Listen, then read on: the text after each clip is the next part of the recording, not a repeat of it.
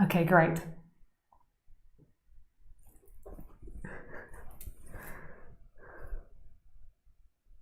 Nice. Hello. Welcome to live stream.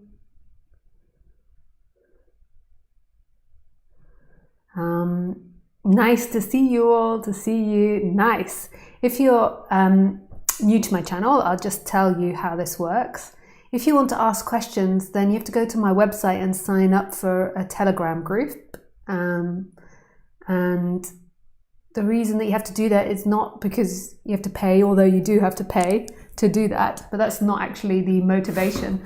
The motivation is to make sure that we capture your name and identity when you ask questions, so it excludes the possibility of people being abusive. So yeah, you have to do that. You can find that on my website, and you have to donate as minimum as you can, which is €3 through my system, so we can capture your address and true identity. Da, da, da. You are being watched. And then you can ask questions in Telegram and in the Telegram chat. If you're watching through Telegram now, you can put your hand up and I will speak to you when I come to questions. Or you can equally write in the questions channel a question. If you put your hand up on the live stream, then I will come to you when I'm ready. Advertisement, I have a talk next Sunday, a paid for talk, where it's not streamed to YouTube and it's private and you can ask questions and there's nobody exposing themselves if they don't want to the whole of the internet. So you can find that on my website. There's also place on a book club that I do, which is studying Papaji, one of Papaji's books, Wake Up and Roar.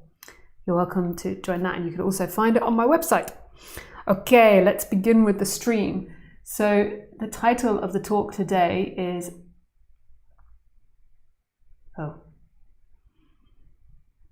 how time and space is created through the mind? Can't actually see the title. Yeah, I'm just going to go to my channel to actually see the title. How time and space is created through thought and imagination. So how time and space is created through thought and imagination. Yeah.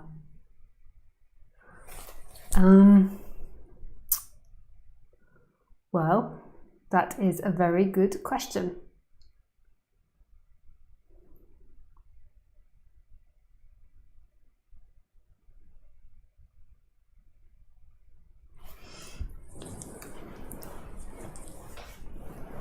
So how time and space is created through thought and imagination.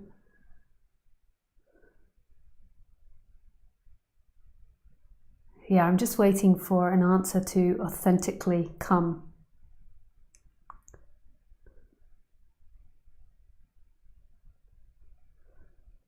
Like obviously I could answer that through the mind because I've been doing these talks for over 12 years now, so I kind of know what the answers are intellectually, but I try to speak from this more organic place,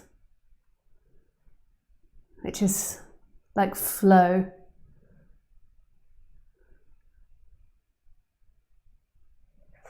Yeah, which is very hard to describe, and that's a whole nother talk to talk about that.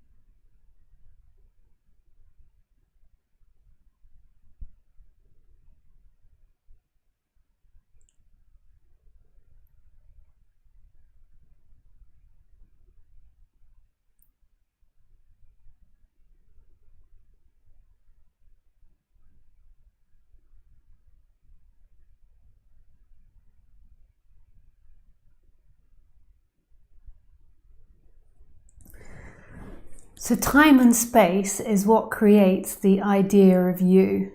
It's such an amazing phenomena to be able to imagine time and space. I don't know what it's like to be inside an animal, but I assume inside a fly's brain or inside a dog's brain or a cat's brain or a horse's brain, they don't have time and space. I can't be sure about that because I can't go in their brain. But we have the ability to have something called time and space. And they go hand in hand.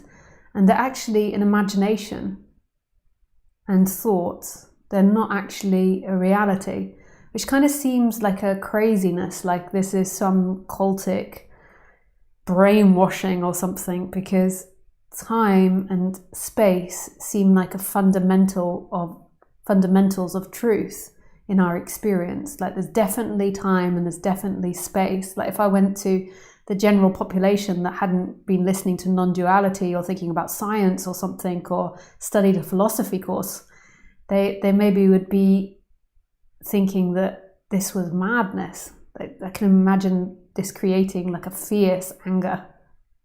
Of course there's time and space. And this might seem like some form of gaslighting. Nope, there's no time and space.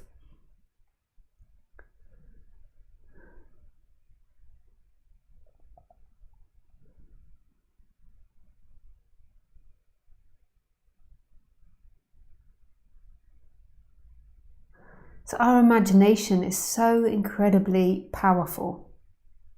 The ability to imagine.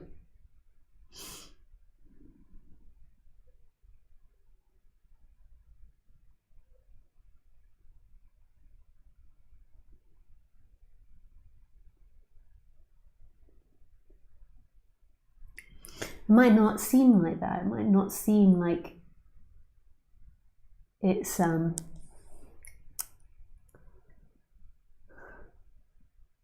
really strong imagination.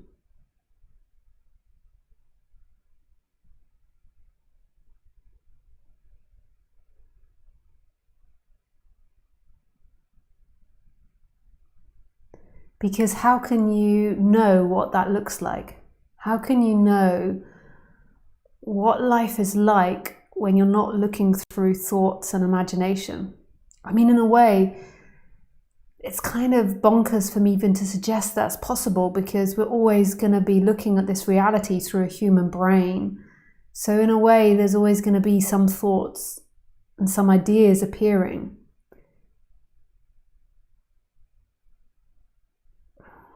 But there can be a going back to a more primitive brain or a more evolved brain. I don't know what to call that, where we do see or we can experience beyond thought and imagination, or there can be some kind of connection with something that's beyond thought and imagination. So there can be a knowing of a difference between looking at the world through imagination and not looking at the world through imagination. And it's kind of crazy how deep this goes. Like I remember one time when I was in deep meditation, I couldn't perceive music. So if we take music, for example, we feel like that's a real fixed thing. That you're listening to, I don't know, Kylie Minogue's I Should Be So Lucky, and it's like a fixed thing. It's like a tape or a CD or a song that plays, a digital song that plays, and everyone can perceive it. But what we don't realize is that our brains are sewing it together to make sense. Like, to a dog, that's not music, or to a bee, that's not music. It doesn't make sense. Like, there's no thought and imagination that's tying it together. So when you have these awakening experiences and you really drop out of thinking and imagination, like none of this stuff makes sense. Even music, it was like I couldn't perceive the song. It didn't sound like a song, even though it sounded the way it was. I couldn't sew it together to make it make sense, to hold it into a melody. And that required space. It requires space and time to know it as a song. It requires the imagination of past and the imagination of future and the imagination of space in order to sew it together to make a song. So you need to be able to connect the current sounds to the previous sounds. I mean, it's really intelligent what we're doing. We give the human the hard time calling it stupid often or simplistic, but it's a really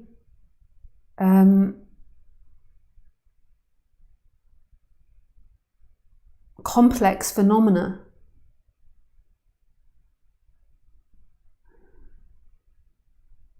To hear music, to understand a song.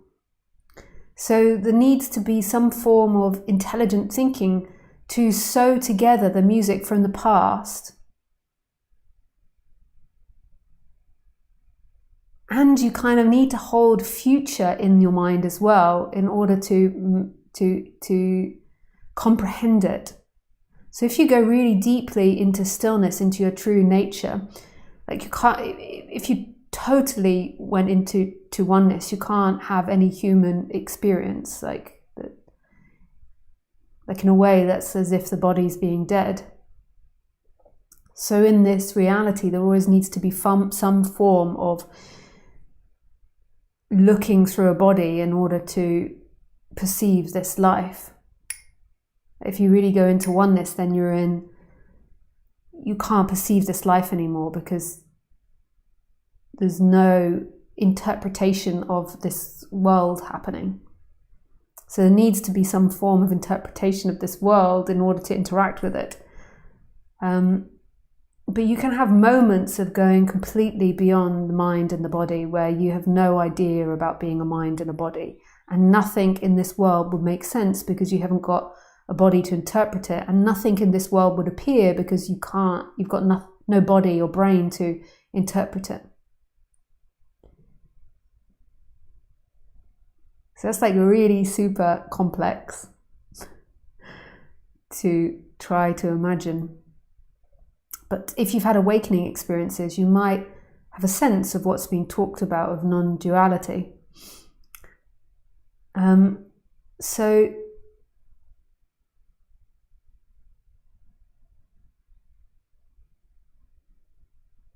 that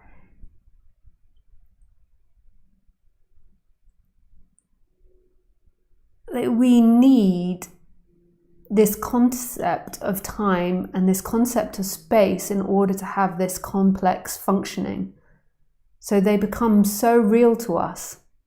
So I don't know what it would be like music to people that were pre-verbal, whether they would be able to comprehend that. Because in a way, we need a certain intelligent form of thinking to sew all these memories together and to be able to interpret. So, and that most probably comes with a perception of time. And a perception of time is not only the clock time that says it's 4:30 now, it's also a perception of a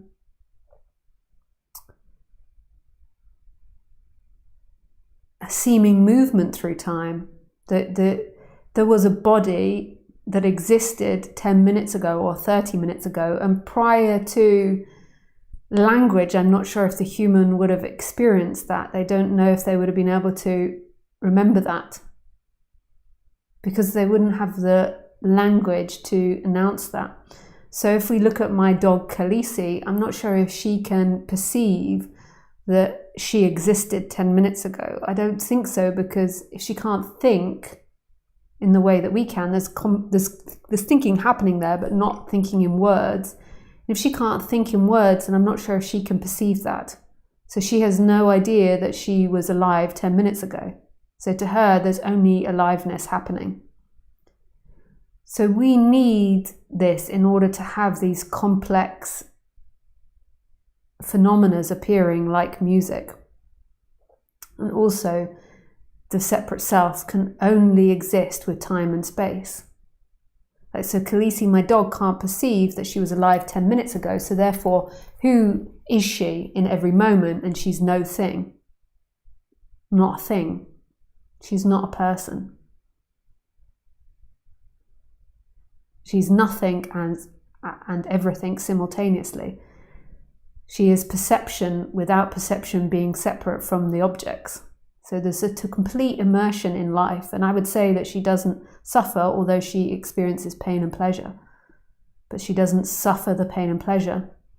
Whereas humans, I would say, suffer their pains and pleasure because of this phenomena of believing that they were alive 10 minutes ago and then being stuck in time. So their thoughts being stuck in time. And this identification with thoughts and this belief that who you are is somebody that existed 10 minutes ago, is going to exist in the future, and a complete forgetting of presence, of nothingness, of beingness that's here. So a complete forgetting of your true nature, which is here prior to birth and after death. The complete forgetting of timelessness and a soul identification with the movement through time, which is a false identification and creates a lot of suffering because it's not who you are and you cannot hold on to yourself. And that is deeply disturbing for the person, that you cannot hold on to yourself.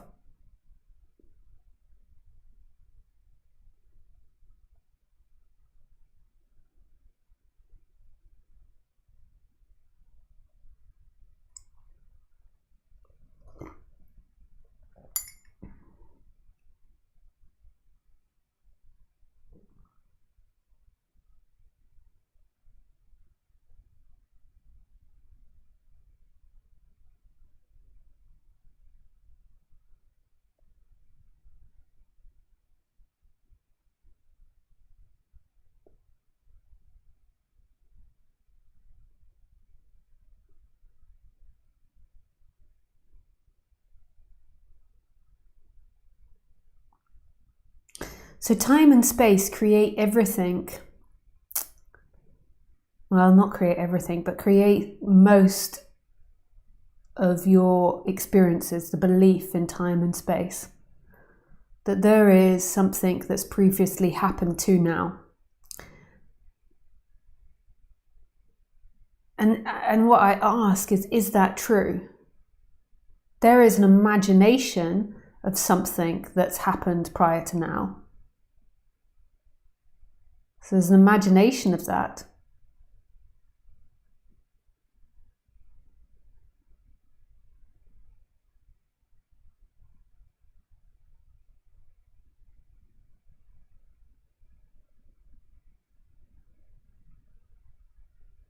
But is that actually the experience?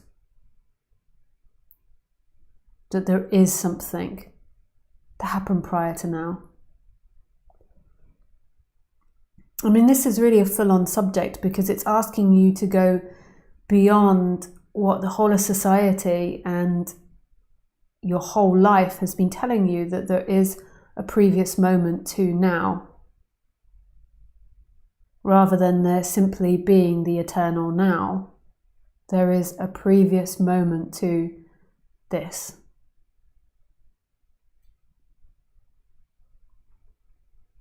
I mean, is that true, that there is a previous moment to this in your experience, in your direct experience? In society, we need to use this idea of there being time. So that's how society functions. So I'm not asking you to drop out of society and to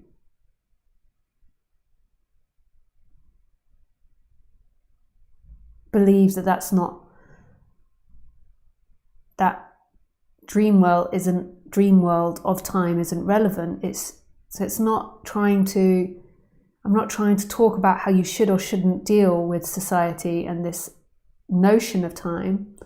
But what I'm trying to ask you to do is to go beyond your addiction to time.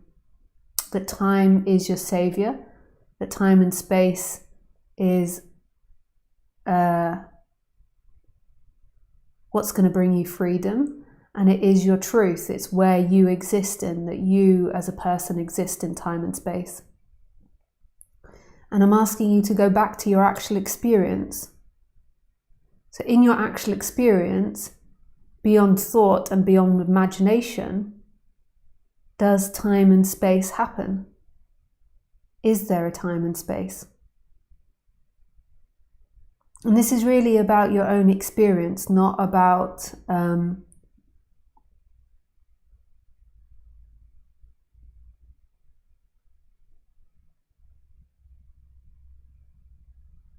what you know and what you think. I'm not trying to actually convince you of something, even though it sounds like I am. I'm trying to point out something in experiencing which has been overlooked.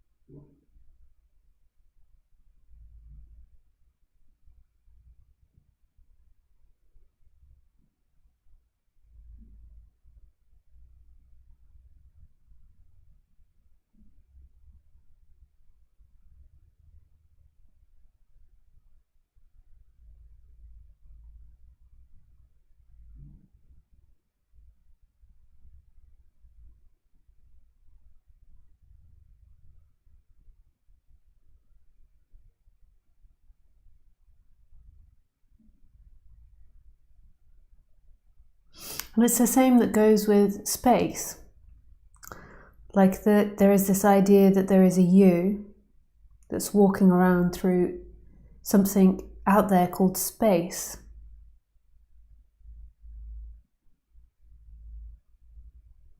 And that too is an imagination. That's maybe like more of a far out imagination than the time one. I don't know which one's more believable, time or the space, or space. Which one is more believable?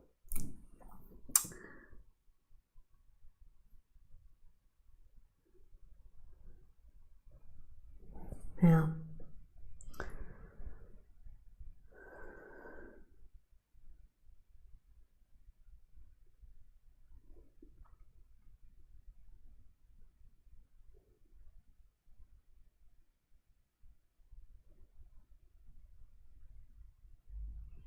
So this idea of space, that there is somebody moving through space, that there is a you that is in relationship to space, and you're moving through space.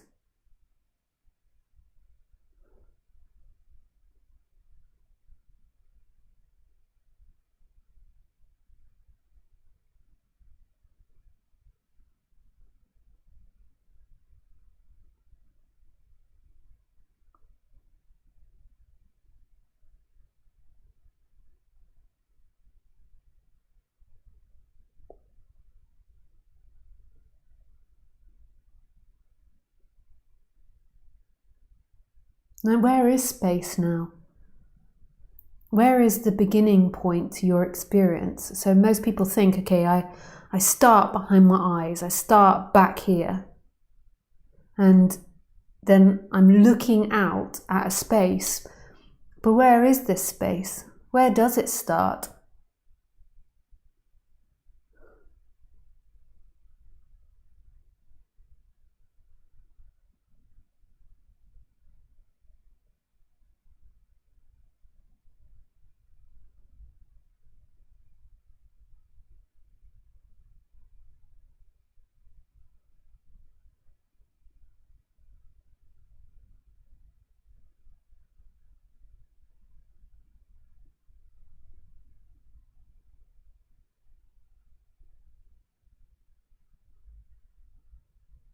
And where does it end?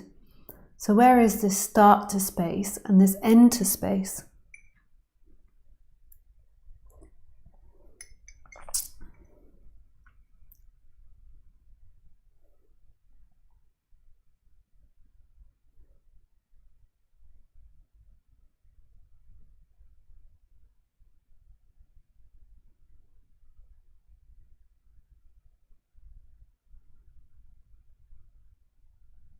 And all this space that you imagine out there in this world.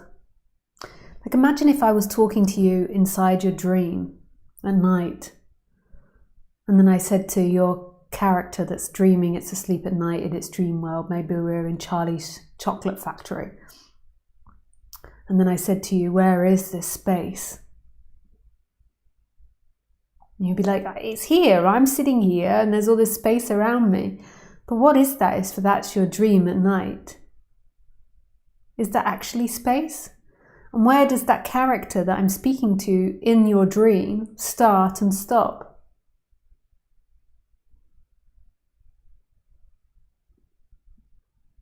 Like, it's all your dream.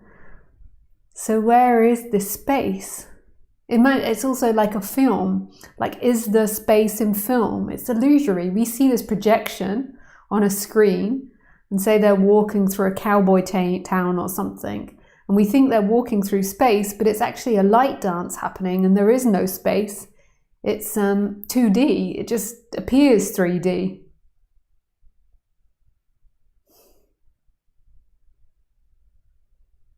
But they go hand in hand, this idea of time and space. It's like the fundamentals of our language and our society. And science has disproved that time isn't a fixed thing and that space isn't a fixed thing, I think. Although I'm not a scientist, and so, it's easy to spout these things, isn't it? And then when it really comes to it, somebody gets their machine gun out and was like, tell me more about that, what science says. I'm like, I do the Wallace and Gromit face. Cheese?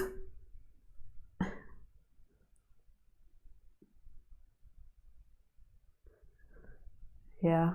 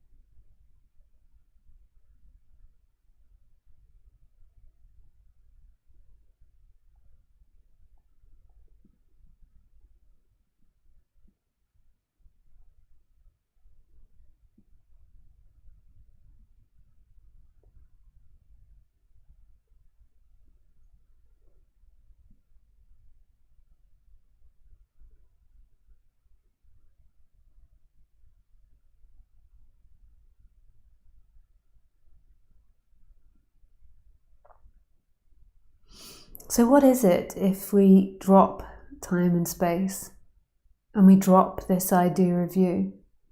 What else is happening in this moment?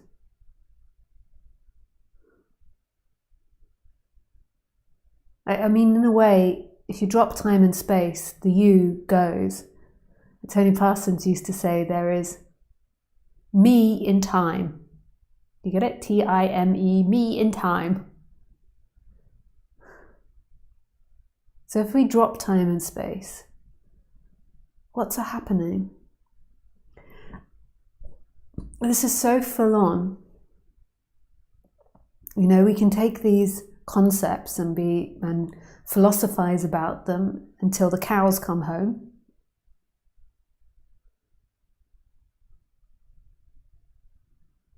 But to really drop it now,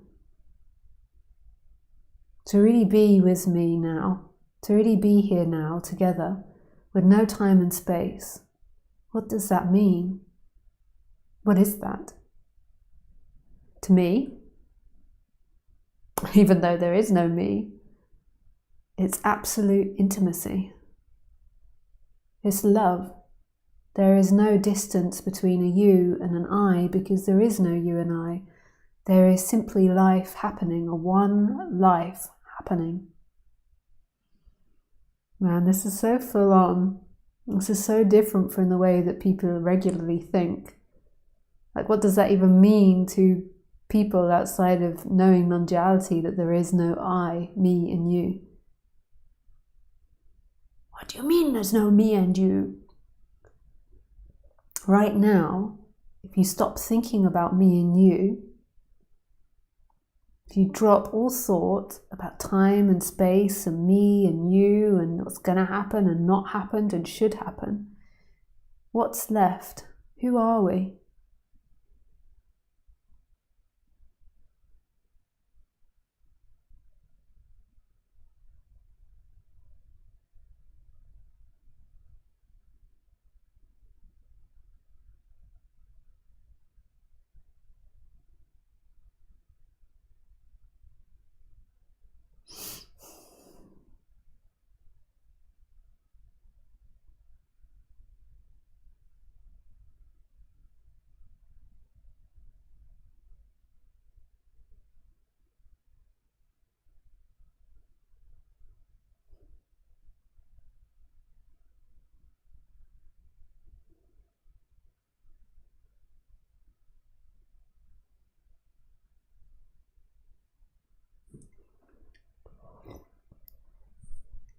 Who are we?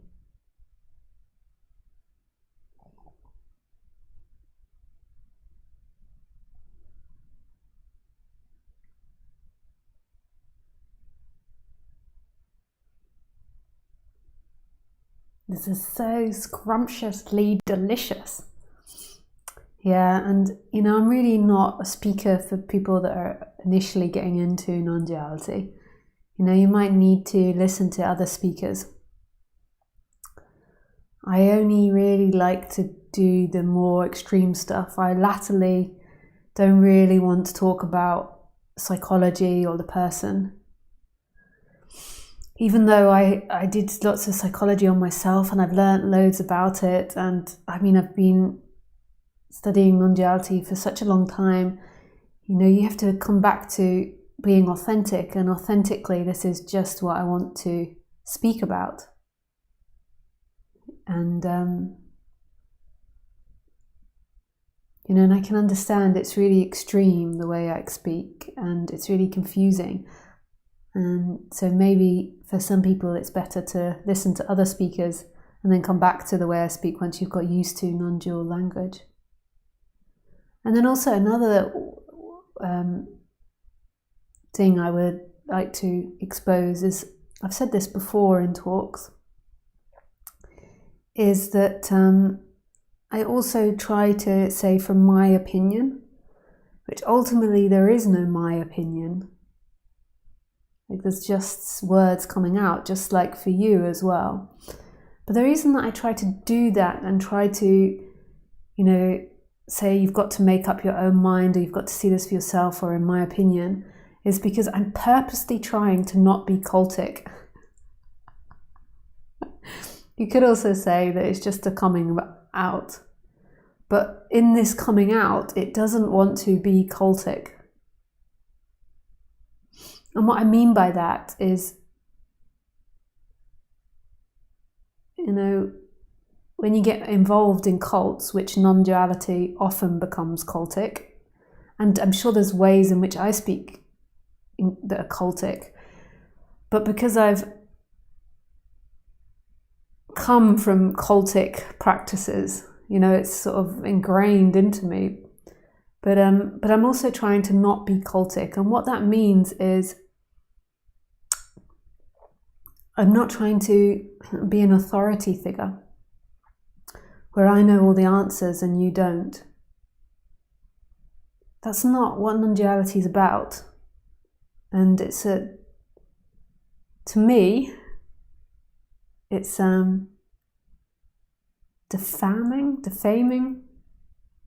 defamation. I don't know how you say the shortness of that, of non-duality.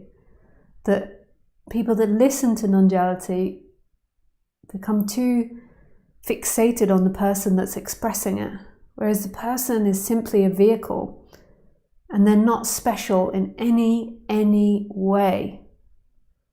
And what we've come from through our patriarchal society is thousands of years of having dictatorial leaders.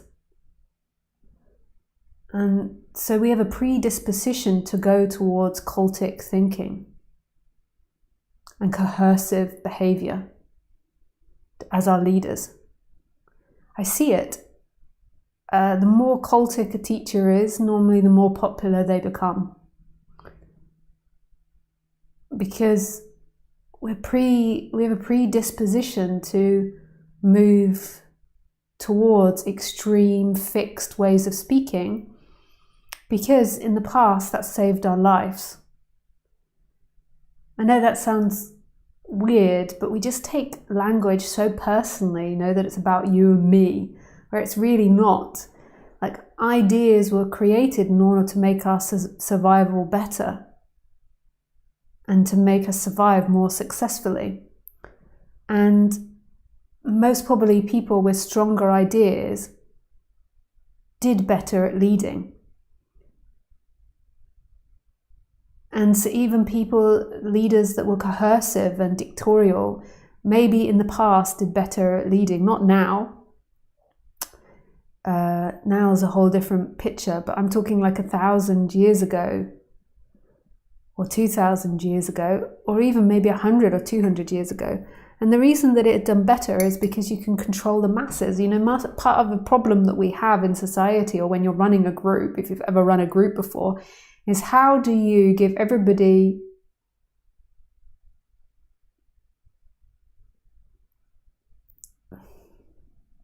the apparent freedom to choose and get them all to do the same thing at the same time. So just simple, like you want people to come into a room and sit down and listen to you talk. We take that as a given, somebody's given a talk, we give them the respect, we sit down and we listen. But that's not a given. That's because we're trained in that manner. Our education system has trained us in that manner. But how do we get humans to all work together on society or communities or families? And the way in which we've done it in the past is we've had dominating people with dominating ideas. And that's really, I think, helped us survive. I can see how it's helped us survive. And I can see how that gives us some form of security as well. There's somebody with a strong idea.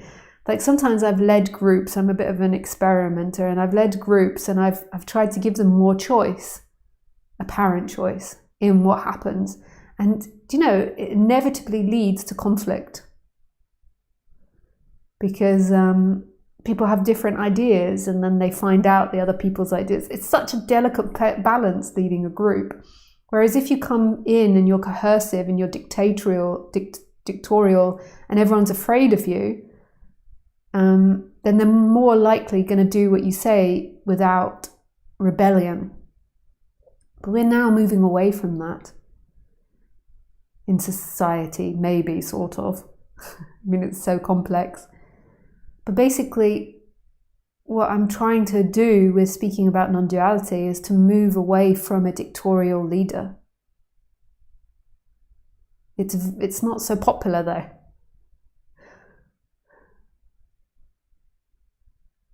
Because we're used to the safety in strong ideas. So what's the most important thing in non-duality to me is that no idea is a truth. And I'm not an authority on truth. I'm not an authority on knowing what you should do with your life or how you should heal yourself or how you should become free. I'm not. I don't know. That's really complex. And there's people that have trained for years and years in these areas. not the coming free thing, but therapy and all these types of things.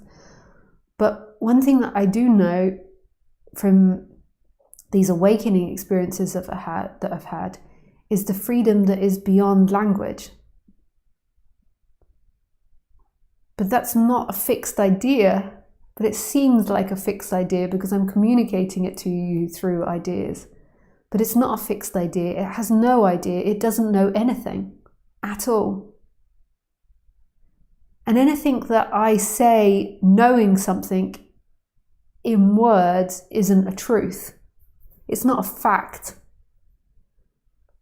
So if I said to you, oh, you've got to put your attention in the I am, and that's how you become free.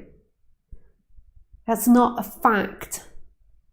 That's words put together, and we're all interpreting it with different meanings and different ideas, and our imagination is flourishing with that. And that's not non-duality.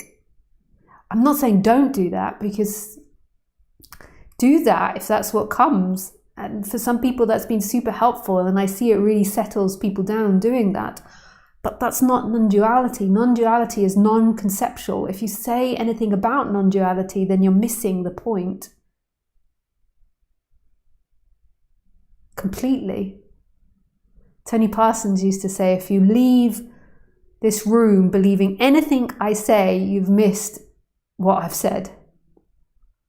Something like that. Maybe he would think I'm bastardizing what I say.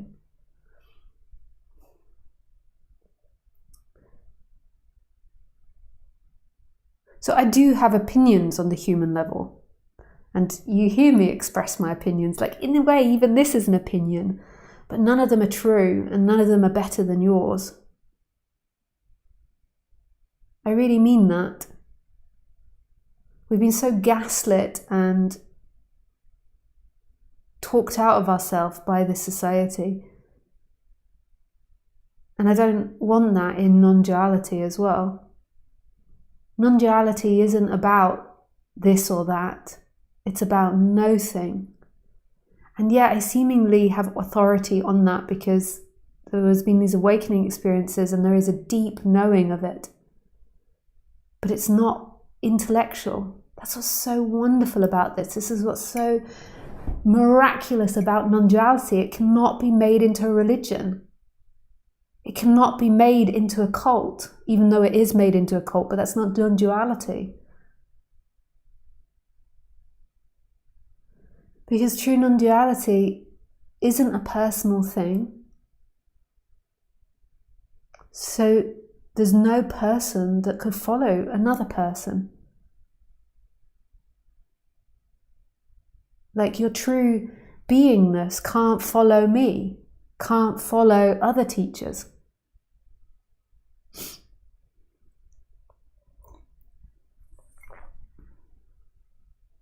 It's so beautiful. It's total unconditioned love. This is why I fell in love with non-duality, because it's not a religion, it's not a philosophy, it's not something someone can give you. And if somebody's saying to you, you have to do this in order to become enlightened, that's okay, and you can follow them, but it's you following them. It's something in survival, it's something in the human world, it's something about us doing something in time and in thought and in imagination. And non-duality isn't in that world. It's right here. It's not a belief. It's not an idea. It's not something you're going to get to, but yet it's here. You know, don't be distracted by my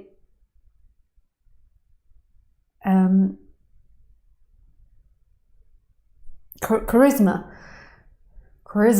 or my or any teacher's charisma. You know, it's not about the teacher. Yes, there can be a resonance beyond the words when somebody's speaking, but that still doesn't make me special. That's beingness speaking. It's just using this mouth. It's nothing to do with a character.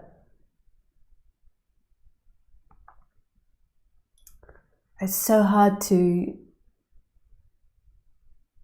think about this subject, right? like, because everything I say in a way contradicts itself. You know, it's so hard.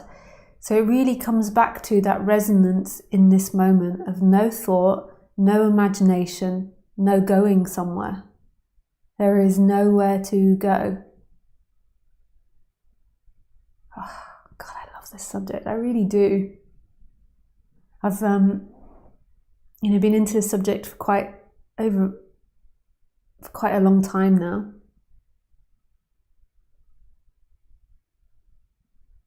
Nearly half my life. And I just never could possibly get bored with it. Whereas psychology, I can get bored with. I can't be bothered to teach psychology anymore. Or helping the personal self or the chakras. I mean, it's great. There's old videos of me speaking about these things, but I got bored of speaking about it. I've spoken about it enough. But this subject, I can't ever speak about it enough because it's not a subject. It's not a teaching. Even though I have to call myself a teacher, that's actually more for tax reasons. Is teaching, or it's more like, or for social media or something that you have to be called something. Actually, for now, I'm called a philosopher, I think. I mean, what do you name yourself? The tax office comes and says, "What is your business?" I speak about nothing. Do you have a category for that?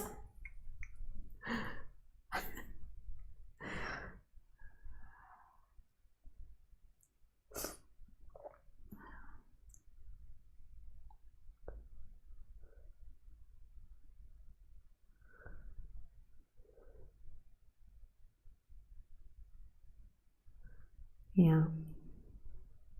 Okay, so we move to questions. If you want to speak to me, you can do in the Telegram channel. If you join that, then you can put your hand up and I will take a question. But there's also another way you can write questions in Lisa Cairns questions. This is all in the Telegram group. Okay.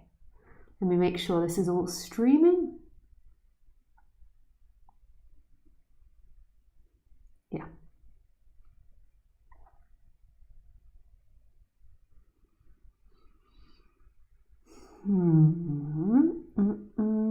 Where are the questions? So, go to Brent first, who's written the latest questions. Lisa, how do you use time and space in your life? For instance, you have to plan a retreat. How do you see it or allow it for it to still stay in the now? You're actually answering my question now. So the way that a retreat is planned or an event is planned is through thought. So there's nothing wrong with the tool of thought. It's our God-given right as a human to be able to think. But it's not truth. It's not your truth. You are not found in that, and freedom isn't found in that. When we're identified with being the person in that, we believe that there is a person that is planning the retreat and a person that will satisfy itself if the retreat goes a certain way. And it's often this imagination of some form of freedom. Like what you're actually looking for through everything you do when you're seeking is to fall into no place and no time, no space. You're looking to fall into what you truly are. So we do things like plan retreats and we hope that the end goal is to become free. It's not a conscious thought. You're not consciously thinking, I'm going to become free if I do this retreat. It's an unconscious thing, but it's what you're looking for is to drop into the present moment.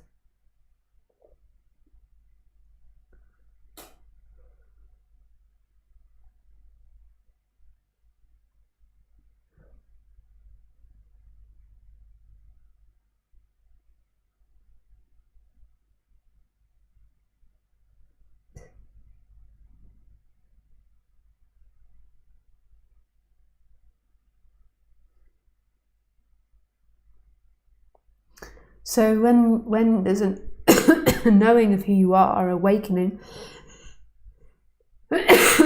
sorry, back to your true nature, there is no belief that there is a you planning the retreat and that there's a you going to come free from doing the retreat.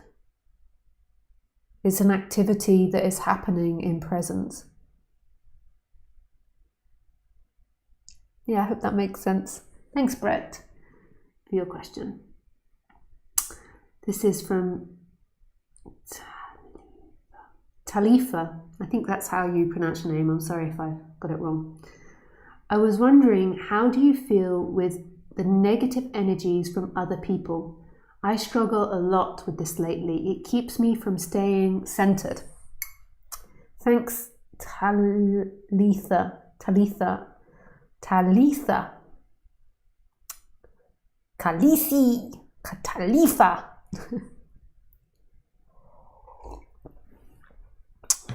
So Talitha, let me go back in my boss chair.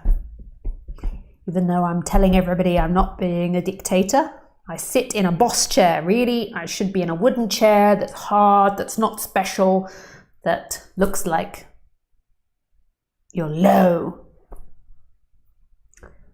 Yes.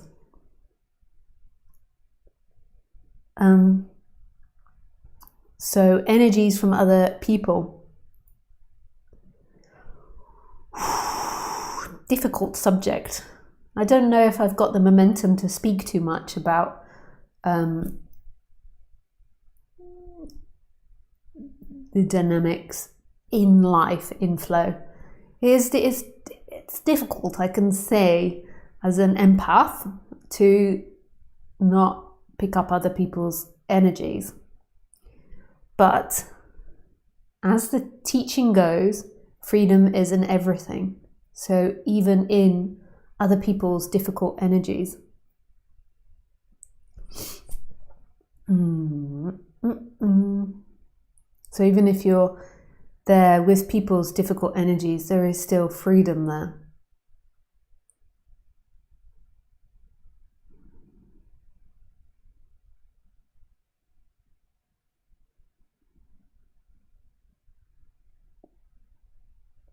You know, it's such a complex subject because, you know, it might also be going through filters in your body that's afraid of their energies or wanting to protect yourself. So there's also equally your body responding to people's energies as well. It's difficult.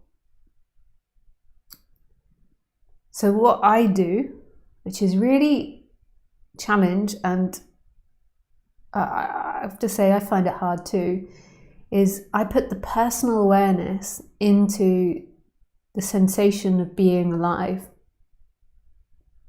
And you've got to keep it there when you're interacting with people. And if you do that, you won't pick up, I think, I don't know, that you have to try for yourself. I find that I don't pick up other people's energies. But it's difficult to do that. And putting your attention deeply into I am, you see, you can put your attention deeply into the world. So there's different meditations you can do. So now I could put my attention deeply into the wall and there is presence there. You can also put your attention deeply into the other person and be really present. But when you put your attention deeply in another person, the other person's having difficult energies, you're going to pick up that energy. So you have to bring it back to your own body. I know that sounds weird. This all just sounds really complex, but you have to bring it back to your own body. So what I do when I'm around other people is my habit is to go deeply into the other person.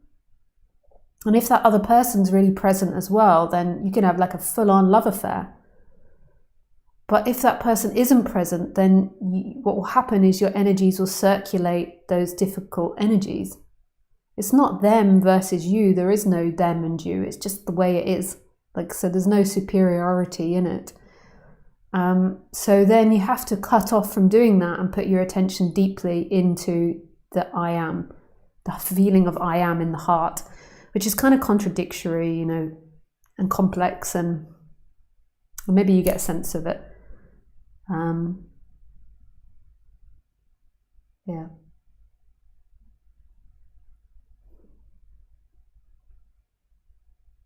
But it's hard if you've for your whole life, tended to go outwards. So that's the answer to it. But in the end, even if you are circulating difficult energies, that's not the end of your freedom. The freedom can be there when you're both circulating difficult energies.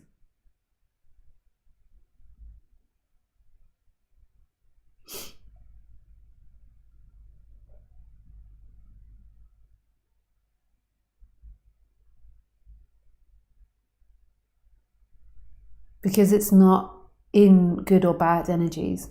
Freedom cannot be taken away through bad energies.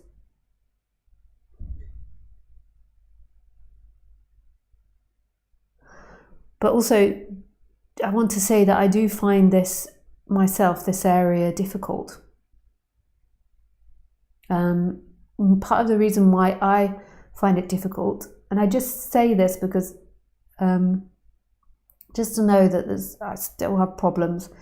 I find this difficult because there's an old seeking pattern, or just an old pattern, I don't even know if it's seeking pattern that comes up wanting to help the other person.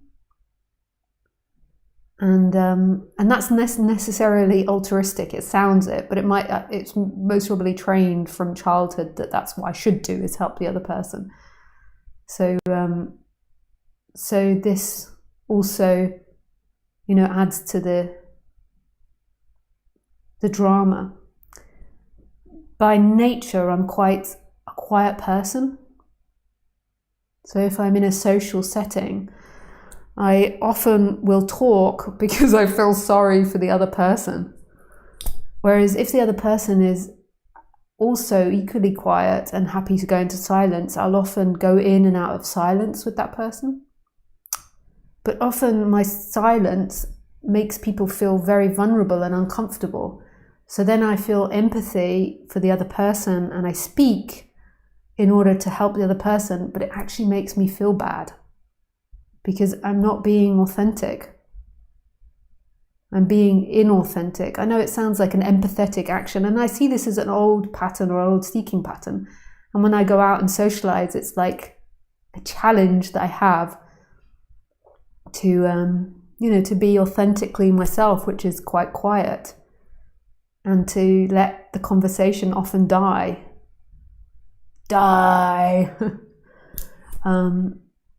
And then not get involved in the other person's discomfort with that. It's none of my beeswax. So I know I don't seem like a quiet person. This is something that's painful when I meet people that come to my talks, because they see me giving an hour and a half talk every week, so I look like a very verbally dexterous person. But it's because it's on a subject that I'm really passionate about. And, often there's I'm not so interested in a lot of other things. And that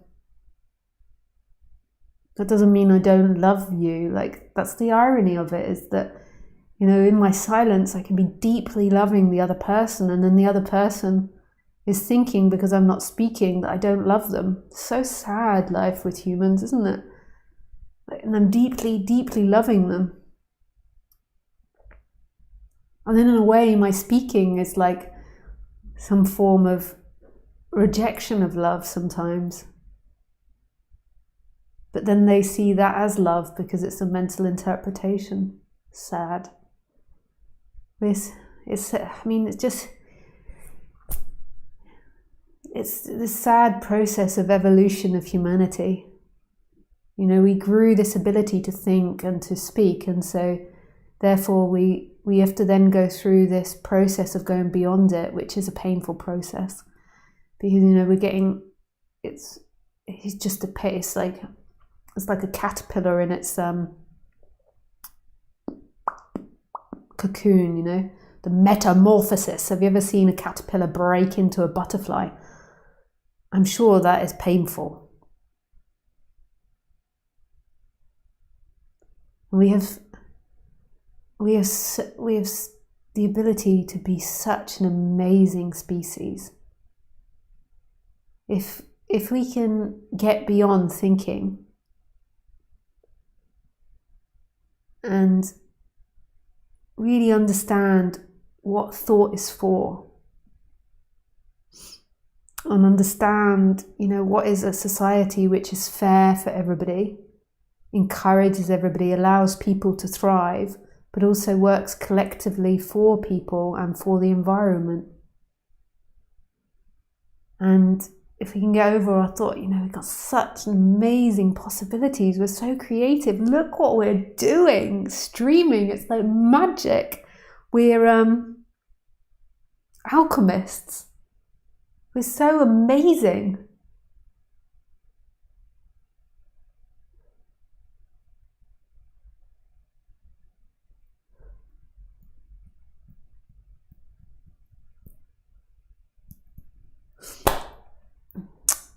Yeah, okay. Thank you, Talifa, for your question.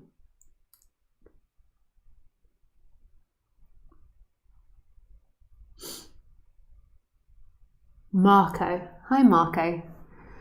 I understand that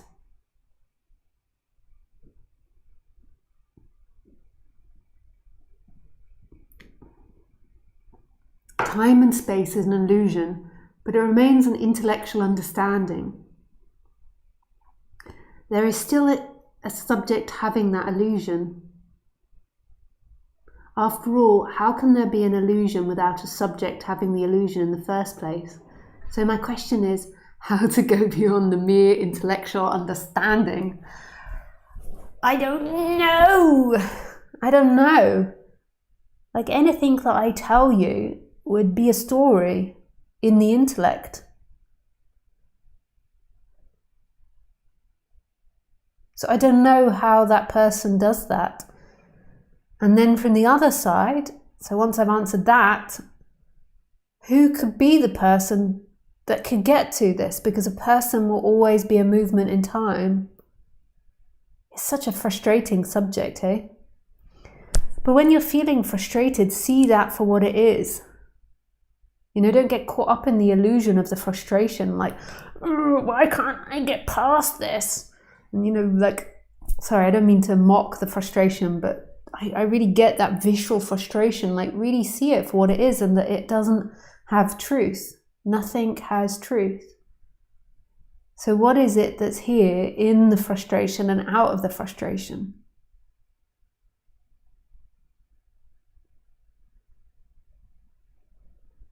We could say, if we went a bit more simplistic, that there is a consciousness, a big consciousness watching the frustration.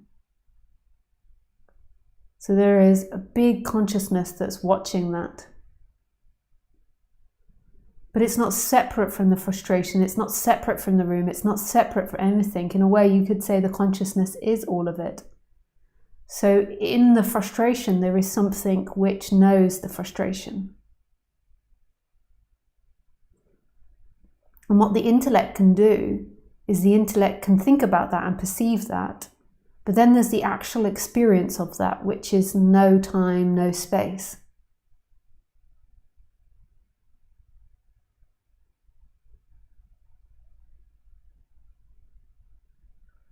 And if you feel like you really need something to do, there's other teachers out there which give you things to do. So knowing all of this, you could just think, well, I'm just going to try and do something and then enact that and see what happens.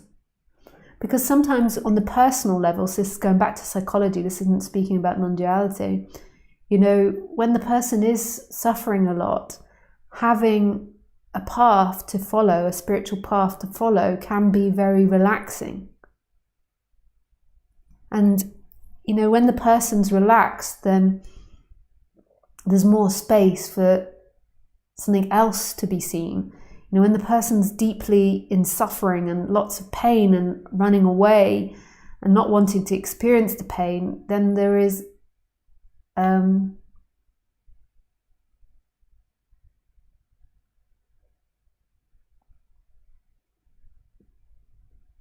You know, so much noise happening. Yeah. I mean, another thing that teachers say is like, go into the frustration, you know, stay in the frustration. You don't avoid the frustration. I mean, I've even said that in the past, but for some reason I'm losing interest in saying that now. I just prefer more like, who is it that's seeing it? And there's nothing wrong with settling down the person. When the person's there, it's going to want something to seek and to do. And so giving it something to seek and do might be really helpful, because otherwise it might turn to drink and drugs or something that's really, or sex, something that's really destructive. So giving it something soothing to do and healthy to do is a good thing. But it's, who is that person that's going to become free? And all the efforts, all the different places, all the mountains you climb or run around cannot lead you back to what you already are, which is this moment.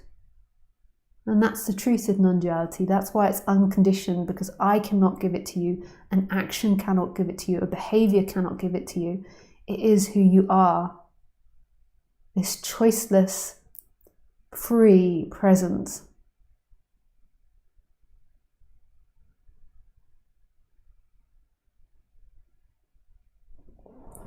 Yeah, thank you, Marco. Hey, Yap. Hi, Lisa. First of all, just to express my amazement that after 12 years, your talk still sounds too incredibly fresh and new. Thanks from the bottom of my heart. Yeah, when I speak about non-duality, like when I'm really, speaking from that place, it really is only new and only fresh. Can only be new and only be fresh. And this is how I stay in love with it, because it's really comes from the now. No, that's a bit cheesy to say, but it comes from this moment, from what's happening. It's not something that's learnt. My question is about my absence of questions. I am a very curious person and always have questions about anything that people talk about or experience in life. How come that if I listen to your talks intensely, there seems to be nothing to ask? I'm not trying to sound interesting or spiritual. It's a sincere question I have. It's the same with anything that you do. Where there is a sinking into this moment and there is no you, there will be no questions. I mean, that's confusing, because obviously if you're a woodworker, you might, or like a computer, you might have questions, but I mean questions, existential questions about this subject. Like, so if you're a woodmaker or a carpenter and you're intently doing it, so there's no you doing it. There might be questions about the woodwork, but there's no questions about who you are or what you are, because you are what is happening, and there's a deep resonance with that. There's no questions there. You've not lost yourself. You're not looking for yourself. You are yourself. So it's the same when you listen to these talks or other speakers. When you're intensely involved in it, there is no you to have questions. There is simply beingness, recognizing beingness, and beingness resonating with itself.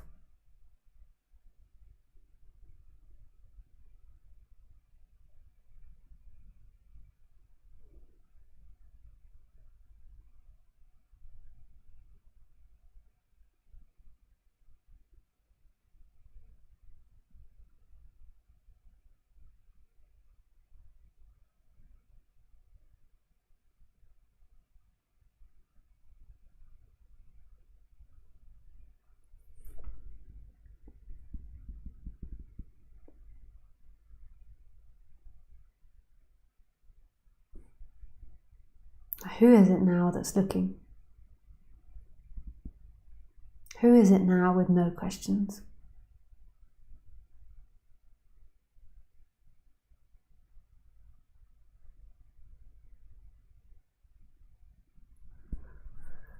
Yeah, thanks, Yap, for your question.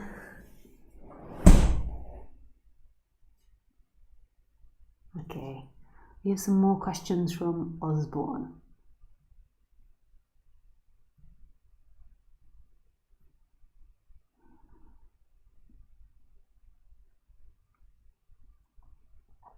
If you're in Telegram channel and you want to ask a question, you can put your hand up.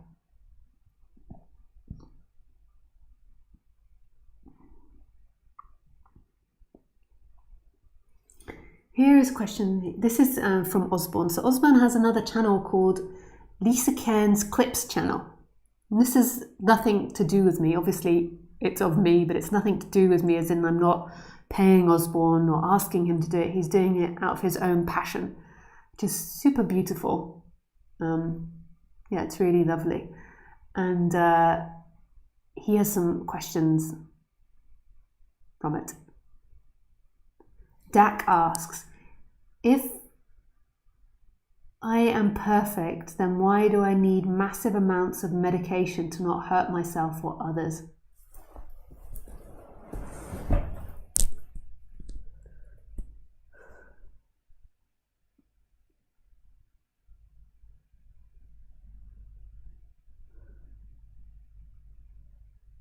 Yeah, thanks, Dak, for your question. And I'm sorry to hear about the pain that's appearing in your life with having to medicate to not hurt yourself or to hurt others.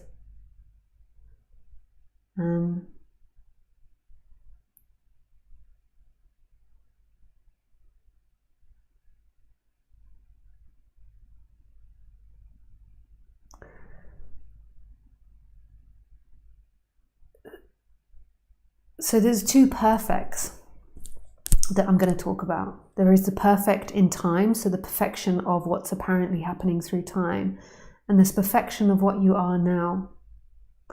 So in this moment, there is what we could call consciousness looking through Dak's body-mind mechanism.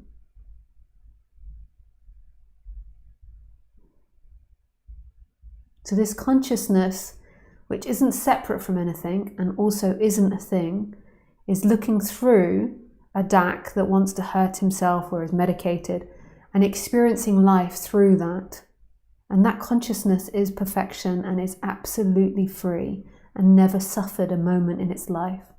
It's timeless and spaceless and just present. So the consciousness isn't an action, isn't a behavior, isn't a time-bound thing. It is a presence that's here experiencing. And that's absolute freedom. That's what's spoken about in non-duality. So non-duality is the recognition of what you are beyond the body-mind mechanism, beyond thoughts and images. So in that sense, who you truly are is absolutely perfect, and who you truly are has never hurt someone or hurt themselves. It's experiencing.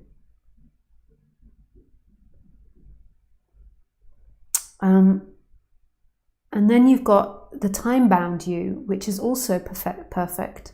So if we stop talking about you, Dak, and we start speaking about, say, Charlie Manson, I'm not comparing you in any way to Charlie Manson, but just because you said hurt people and hurt others, I just want to take it to an extreme person for people's imagination. So if we took somebody like Charlie Manson, who destroyed a lot of lives, like if you've ever read or listened to Charlie Manson, like one thing that he will say again and again, which to me I find true, it doesn't excuse anything, but I'm not trying to, I'm looking this from any psychological assessment or apologies or anything like that. I'm looking at it from what he says is he would say, I did what I did because of the way the system and society created me. And what he means by that is he had a really awful childhood, like really awful. If you ever find out about or study Charlie Manson, you'll realize that, yeah, his childhood was awful. He had no parenting, he had no safety, he had no social structure, he had no routine, he had no one to comfort him. He really had to survive by himself. And it's the same with, if I got a new puppy and I put the puppy in a bag and I repetitively kicked at the dog, and then every time I opened the bag, I showed it a man, not a woman, just a man. And I did this all the time, like every day for months on end. The dog would fear and hate the man. And every time it saw any man, it would fear and hate it, and it would have very difficult behavior around men, like fear, anxiety, aggression, all types of difficult behavior. What we do as humans is we're always personifying everything. So we say the dog is good or bad in the moment. So if a dog shows aggression, we say it's bad without looking at the history of what's seemingly happened. And we say, this is a bad dog, where there's not actually a dog there. There isn't a dog which is bad. There is behaviors that have happened in the past. There is, it's genetic predisposition. So it's genetic predisposition will have an effect. And then it's got the habits and the conditions from this life. So if it was beaten a lot and it's aggressive, then yeah, of course it's going to be aggressive. But we as humans think there is a soul inside that dog, or there is a soul inside of Charlie Manson, and he is a bad, evil soul. So another thing you might say is, I had an abusive childhood and I didn't turn out like him. Or I came from poverty and I didn't turn out like him. But it's like not taking in consideration the genetic predisposition and then also the details of what happened to him in his life. So, because you might take another body-mind mechanism and it might not turn out to be a Charlie Manson if you put it in that position. But certainly it's going to end up being destructive in some way, unless it goes for intense therapy. They go for intense therapy. And basically what this is pointing to is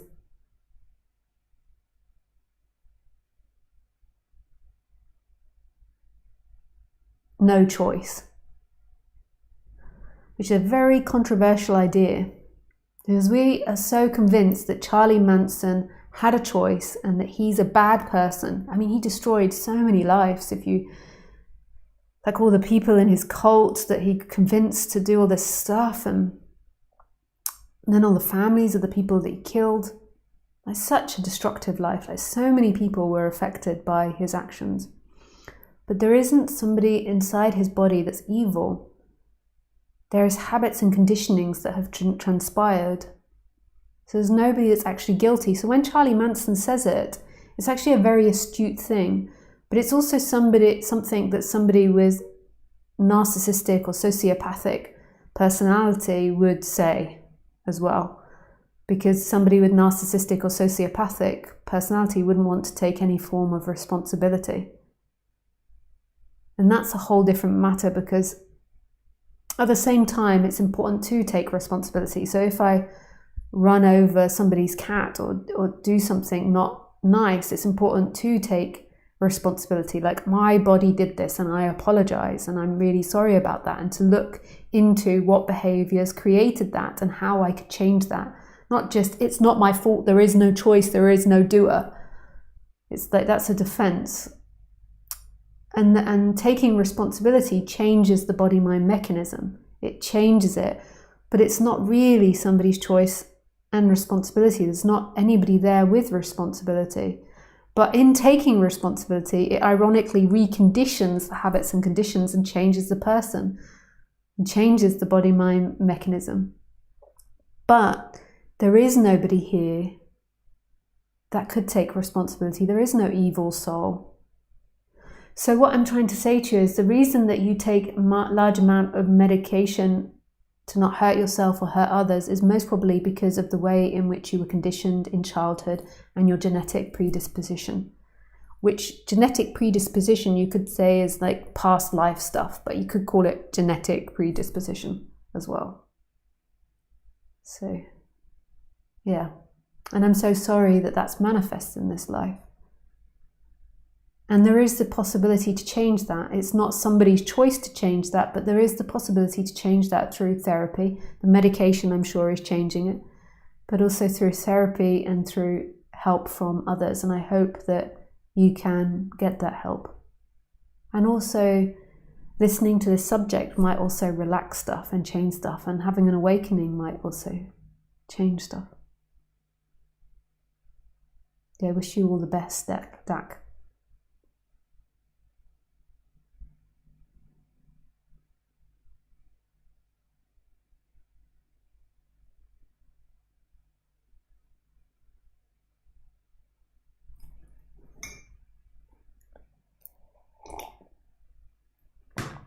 Okay. TT asks,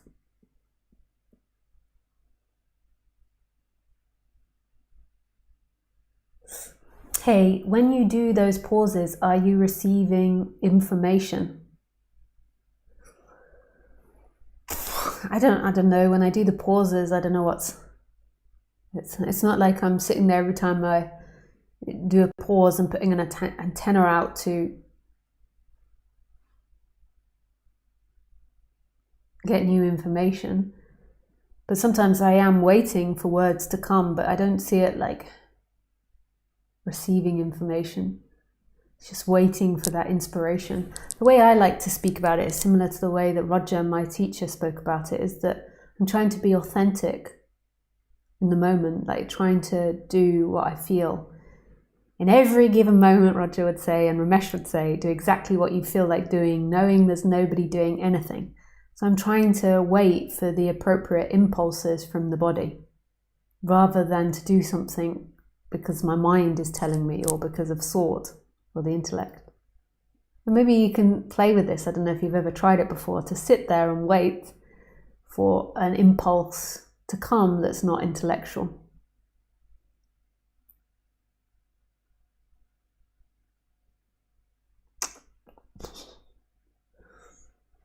SA asks, how do you deal with falling back into identification? How do I deal with falling back into identification? I don't look at it like that I fall back into identification. I do recognize that old seeking patterns arise. Predominantly, I would say the biggest area in which seeking patterns arise is socialization, is me attempting to socialize with people that aren't into this situation, this subject, that don't have presence, that are very mind identified. Yeah. And when that happens, so I don't see it as falling back into identification, but I see it as old seeking patterns arising. When that happens, I always try to, there might be all types of emotions that are arising, but my underlying attitude, or the underlying attitude that often arises here, is interest. How can this help me grow and expand? There might be moments of like, God, get me out of here. But generally it's like, how can I use this to help me expand on the human level, or to let go of these seeking patterns? Yeah. VES asks, you had your awakening while eating sweets in Bali, I think. Now you know the truth.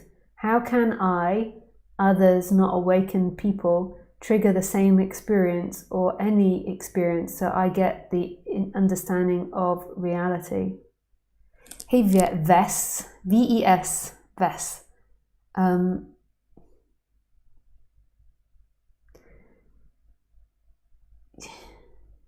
We can talk about the personality structure and settling down the personality structure, but settling down the personality structure isn't a guaranteed for awakening.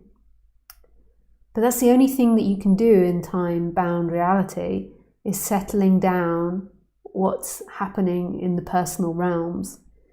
The you cannot come to timelessness because the you only exists in time. So you cannot achieve timelessness. You cannot achieve awakening because awakening is right here. So right now, who is experiencing? Who is looking out of the eyes? Who is listening? Who is speaking? Right now.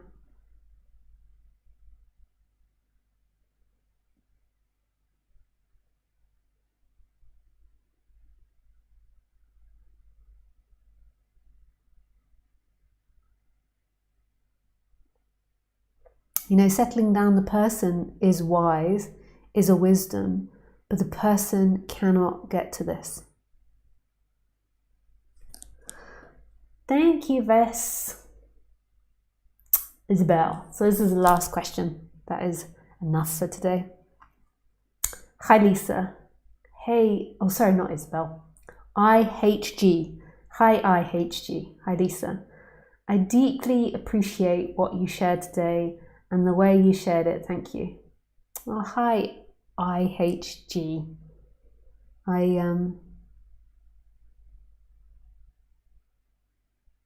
Yeah, what wants to come is I love you. Yeah. I basically, to interpret that into more regular language, is it comes from love. It's completely impersonal, but it's love. It loves to express itself. This beingness loves to express itself. It loves to express itself.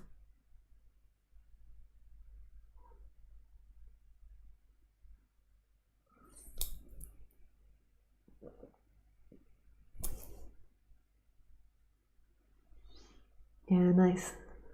Yeah, thank you, everybody. Thank you for joining today. So if you want to join next weekend, you can still join, and there's one more place on the Papa G book club that you can join as well. Yeah, so come and join that.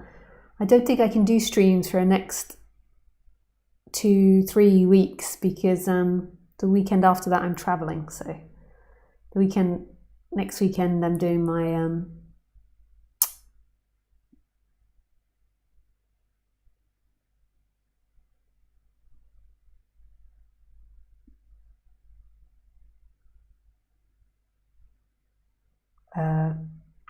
next weekend. Sorry, I got distracted by a question from Jap saying that I missed a question. Yeah, I'll just deal with that. I think I did the question from Talia, from Tathalia. Yeah, I did that. I was wondering how you deal with negative energies from other people. So I answered that one. And then I replied to her, thanks Talia for writing the question. I can't see any other question from her. But if I'm missing something, then paste it here, yep, and I will answer it.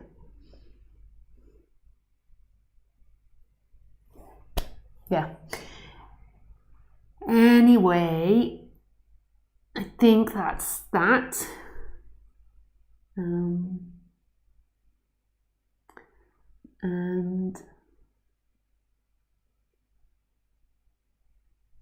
yeah, I think I said everything. Yeah, I really, sorry, I'm trying not to touch my microphones. Yeah, I really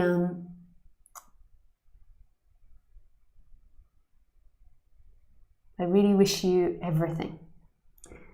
Every goddamn thing. Not one thing or two or three, but everything.